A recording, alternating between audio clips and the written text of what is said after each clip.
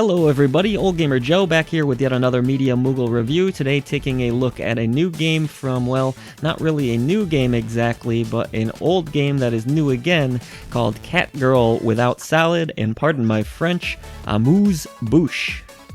This title comes from the always creative folks over at WayForward, and is available now on the Nintendo Switch. So the history of this game is interesting. Like I mentioned, it started out as an April Fool's joke originally by the developer, and then it became a real game that was only available within a humble monthly bundle if you were subscribed to that, and now finally it is coming into fruition once again as a Nintendo Switch title here.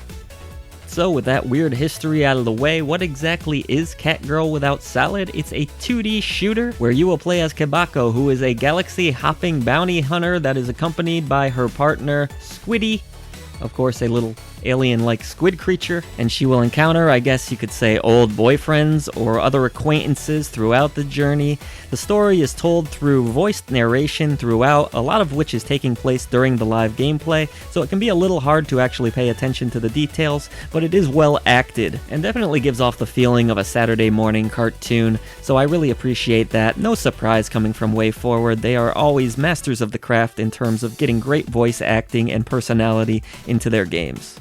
Gameplay just consists of 3 short levels where you will be blasting and dodging your way through waves of enemies, all of which have that trademark WayForward art style to them that is always appreciated and looks fantastic as usual. And the real twist, I guess you could call it, on the typical shooter formula is the fact that you get power-ups based on various genres of video games. That includes RPGs, sports games, and the weapons that you grab are a reflection of that genre. For example, the sports power-up is a golf attack, which you actually will fire off golf balls and need to aim them just as you would in an old school golf video game. There is also a puzzle game gun, which will shoot out little bubbles similar to what you might have found in Puzzle Bobble, which I thought was a really nice touch. And there are a few others as well, including a Pac-Man head attack, but for the most part, they aren't a lot of fun to actually use and execute on, and your main pea shooter seems to somehow be the most effective gun at times in the game. Really, these guns come off as more novelty than anything, but a lot of them are slow acting and just not a lot of fun to actually put into use. Particularly annoying to use was the Dance Dance Revolution inspired gun, which is represented as arrows on screen as you would expect from that game series, but you have to push the button that corresponds to that direction. For example, on the Switch controller, B would be down, Y would be left, X would be up, and A would be to the right, and you have to somehow hit those in time while you are trying to dodge and move around the screen. It's really often more annoying than it is fun, and so I found myself actually going out of my way to dodge what is the power-up in this game at times so that I wouldn't have to use it.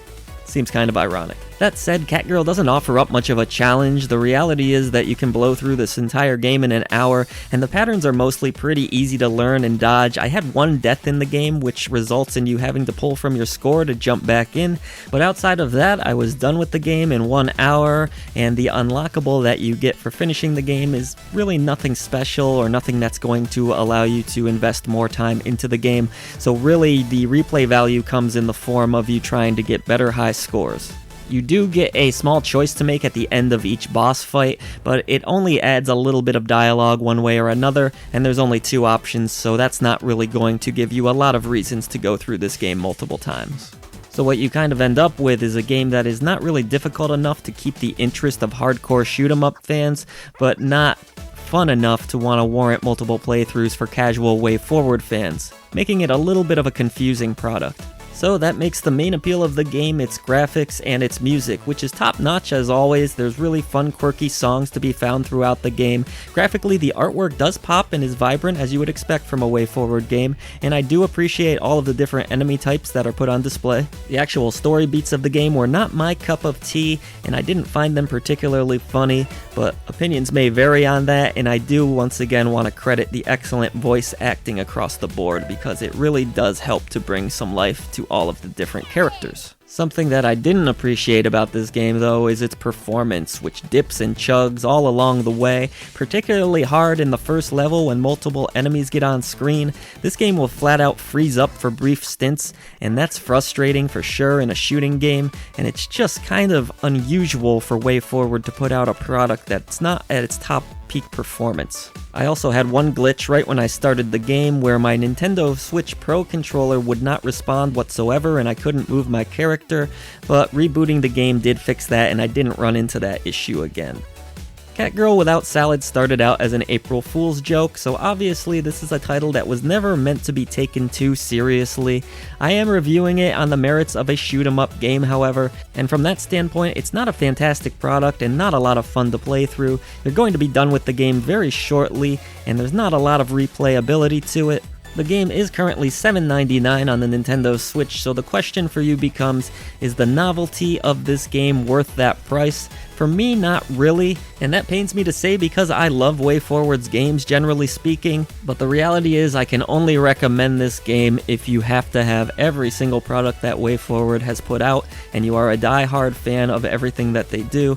Otherwise, Catgirl Without Salad is unlikely to stimulate your appetite as the title would suggest, rather it will just leave you hungry for something bigger and better.